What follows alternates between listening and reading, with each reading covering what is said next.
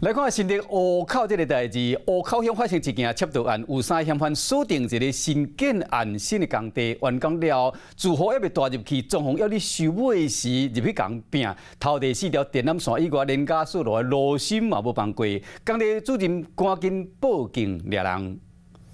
你现在来吧，想个办法。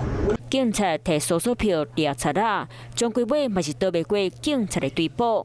来，你不要再反抗了，不要反抗，趴倒，趴。嫌犯行到两脚直接hướng压伫个头壳。手铐这边，好，东西我拿着。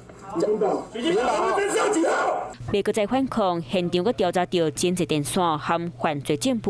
若这物件竟然全部拢是毁别人，也袂得要去新厝遐抢来。快交屋。哦，就是快交屋，所以窃贼趁这种空档时间来。算是吧。实际回到新竹湖口建案的现场，各有工人无经出一笏，上阵无人半暝啊伫咧遐顾。3嫌犯迄天就鬼鬼祟祟，伫安全无瓦，规身躯包甲目睭睭，钻去内底偷摕物件。门的包装就还袂拆，这3个贼仔想要开门煞拍袂开，因袂死心，调去别开偷摕物件。犯嫌就躲在桌子底下。电线切甲真济，个全新的加速炉，厝主就也袂用，就互透开。3个贼仔偷摕路芯，佮将4条超24公尺长的电线剪掉。